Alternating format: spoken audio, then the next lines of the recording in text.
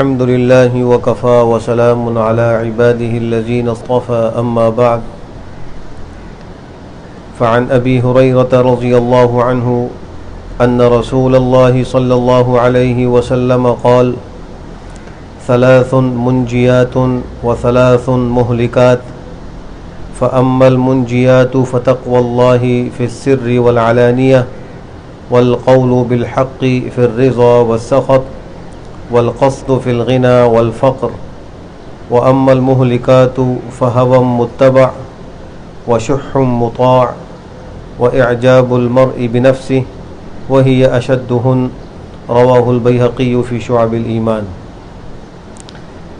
حضرت ابو ہریرہ رضی اللہ تعالی عنہ فرماتے ہیں، رحمت عالم صلی اللہ تعالی علیہ وآلہ وسلم نے ارشاد فرمایا، تین چیزیں نجات دلانے والی اور تین چیزیں ہلاک کرنے والی ہیں۔ نجات دلانے والی تین چیزیں تو یہ ہیں، نمبر 1 ظاہر و باطن یعنی خلوت و جلوت میں تقوی اختیار کرنا، نمبر 2 رضامندی اور ناراضگی، خوشی اور غمی دونوں حالتوں میں حق بات کہنا، نمبر 3 میانہ روی اختیار کرنا، غنا اور فقر، تونگری اور تنگ دستی دونوں میں۔ اور ہلاک کرنے والی تین چیزیں یہ ہیں، اتباع ہوا، وہ بخل جس کے تقاضوں پر عمل کیا جائے، آدمی کا اپنے آپ کو بطور عجب خود پسندی کے اچھا سمجھنا، اور یہ چیز ہلاک کرنے والی باتوں میں سب سے زیادہ سخت ہے۔ اس دنیا کے اندر ہر سلیم الفطرت شخص کی یہ خواہش ہوتی ہے کہ اس کو کامیابی حاصل ہو جائے۔ جس کو تھوڑی سی بھی عقل ہوگی اس کی کوشش یہی ہوگی کہ میں نقصان سے بچ جاؤں اور فائدہ مجھے حاصل ہو جائے۔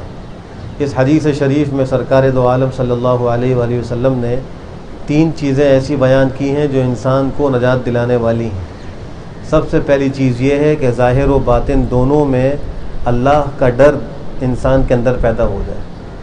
جیسے وہ سب مجمع کے سامنے اپنے آپ کو گناہ سے بچاتا ہے، نافرمانیوں سے بچاتا ہے، تو رات کی تنہائیوں میں علیحدہ کمروں میں بیٹھ کر بھی اپنے آپ کو حرام سے بچائے اللہ کے خوف کی وجہ سے۔ یہ سیل فون اور انٹرنیٹ کے جو فتنے ہیں، تنہائی کے اندر بھی اس سے محفوظ رہے۔ فرمایا کہ یہ چیز وہ ہے کہ جو انسان کو نجات دلانے والی ہے۔ سب کے سامنے تو متقی رہنا اتنا مشکل نہیں ہے۔ انسان لوگوں کی رسوائیوں سے بچنے کے لیے اور ان کی بدنامی سے بچنے کے لیے بظاہر متقی بن جاتا ہے، لیکن اصل تقوی ظاہر ہوتا ہے خلوت میں، تنہائی میں، جہاں اللہ کے سوا کوئی اور اس کو دیکھنے والا نہیں ہوتا۔ اس موقع پہ وہ تقوی کے ساتھ رہتا ہے یا نہیں رہتا، یہ ہے اصل کام۔ دوسری بات یہ فرمائی کہ حق بات کہنا، خوشی ہو یا غمی ہو، کسی ایسے آدمی کے سامنے جس سے کوئی توقع ہو یا اس سے کوئی ڈر اور خوف اور کوئی خطرہ ہو، لیکن حق بات کہنا یہ بھی انسان کو نجات دلانے والا ہے۔ اور ظاہر سی بات ہے کہ جب کسی آدمی کے اندر اللہ کا ڈر اور خوف ہو، تقوی ہو، تو وہ شخص پھر کسی کے سامنے حق بات کہنے سے نہیں ڈرے گا، مخلوق کا ڈر اس کے اندر نہیں ہوگا۔ اور یہ چیز اگرچہ بظاہر مشقت والی تو ہوتی ہے، لیکن انسان کو کامیابی دلانے والی ہوتی ہے۔ حضرت امام احمد ابن حنبل رحمۃ اللہ علیہ مشہور ایک امام گزرے ہیں۔ بغداد کے اندر ایک فرقہ تھا گمراہ جس کو معتزلہ کہا جاتا ہے۔ انہوں نے ایک فتنہ کھڑا کیا تھا، وہ خلق قرآن کا فتنہ کہلاتا ہے، یعنی ان کا عقیدہ یہ تھا کہ قرآن کریم اللہ کی مخلوق ہے۔ حالانکہ اہل سنت والجماعت کا یہ متفقہ عقیدہ ہے کہ قرآن کریم اللہ کی خاص صفت ہے، اللہ کی ذات سے برآمد ہوا ہے، یہ اللہ کی مخلوق نہیں ہے۔ تو جب ان لوگوں نے فتنہ کھڑا کیا تو امام احمد ابن حنبل رحمہ اللہ وہ ان کے سامنے ڈٹ گئے، حالانکہ وقت کا حکمران اور خلیفہ وہ بھی اس فتنے کا شکار ہو چکا تھا۔ اس کے نتیجے میں ان کو قید و بند کی صعوبتیں برداشت کرنی پڑیں اور ان کو کوڑے لگائے جاتے تھے، انہوں نے اس کو بھی برداشت کیا، لیکن وہ پائے استقامت میں کوئی ان کے تزلزل نہیں آیا، اس پہ ڈٹے رہے۔ انجام یہ ہوا کہ وہ فتنہ الحمدللہ ختم ہو گیا۔ اور جب امام صاحب رحمہ اللہ کا انتقال ہوا تو ان کے جنازے میں 25 لاکھ افراد موجود تھے. 25 لاکھ افراد ان کی نماز جنازہ پڑھنے کے لیے آئے. شیخ عبد الوہاب وراق فرماتے ہیں تاریخ اسلام میں اتنا بڑا جنازہ اس سے پہلے کبھی نہیں دیکھا گیا تھا، اور آپ کے جنازے کے موقع پر 25,000 غیر مسلم اسلام میں داخل ہو گئے تھے. کلمہ حق کہنا خوشی اور غمی میں، چاہے کوئی آدمی ظالم سامنے موجود ہو پھر بھی یہ بات کہنا، یہ انسان کو نجات دلانے والا ہے. ایک شخص کی استقامت سے 25,000 لوگ دائرہ اسلام میں داخل ہو گئے. کتنے بڑے لوگ فتنوں سے، کتنی بڑی تعداد میں لوگ فتنوں سے بچ گئے.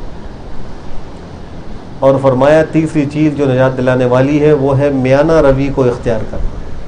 ایک ہوتا ہے حد سے آگے بڑھنا، اس کو افراط کہتے ہیں. ایک ہوتا ہے حد سے پیچھے رہ جانا، اس کو تفرید کہتے ہیں. اس کے درمیان میں ایک راستہ ہے، وہ ہے اعتدال. اس امت کا خاص وصف اعتدال ہے. وَكَذَلِكَ جَعَلْنَاكُمْ أُمَّةً وَسَطًا. اللہ فرماتے ہیں ہم نے تم کو ایک امت معتدل بنایا ہے، اعتدال والی امت بنایا ہے.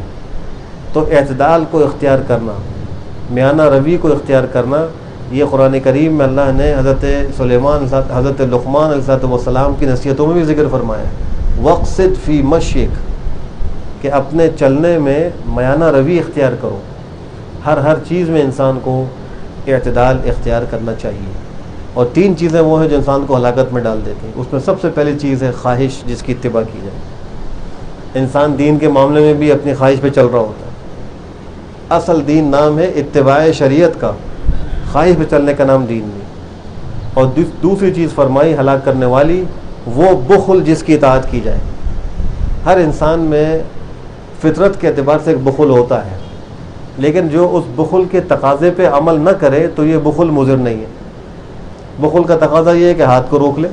اب ایک شخص ہے وہ اس فطری بخل کے باوجود زکوٰۃ نکال رہا ہے، پورا حساب کر کے نکال رہا ہے، صدقات و خیرات کر رہا ہے، غرباء و فقراء مساکین کا خیال رکھ رہا ہے، تو یہاں اس کو 2 اجر ملیں گے. ایک اجر تو یہ ہے کہ وہ زکوٰۃ دے رہا ہے اور صدقہ اور خیرات کر رہا ہے، اور دوسرے اس کرنے میں اس کو فطری بخل کی وجہ سے مشقت آ رہی ہے، دل پر بوجھ آ رہا ہے، لیکن پھر بھی کر رہا ہے. تو اس مجاہدے کو برداشت کرنے کے وجہ سے ایک الگ اجر ملے گا، 2 اجر اس کو حاصل ہوتے ہیں. تو فرمایا کہ اگر کوئی ایسی بخل کی صفت کسی کے اندر ہو کہ جس کی وہ اطاعت کر رہا ہے، اس کے تقاضوں پر عمل کر رہا ہے، تو یہ انسان کو ہلاکت میں ڈالنے والی ہے. اللہ سبحانہ و تعالی ہم سب کو ہلاکت میں ڈالنے والی چیزوں سے محفوظ فرمائے، اور نجات دلانے والی چیزیں اللہ ہم سب کو اختیار کرنے کی توفیق نصیب فرمائے. الحمدللہ رب العالمین. یا رب لک الحمد. اللہم انک عفو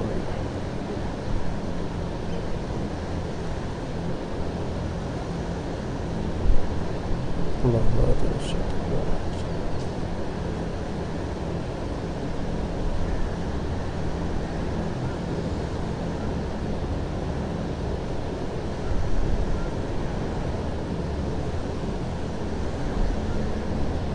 برحمتک یا ارحم الراحمین.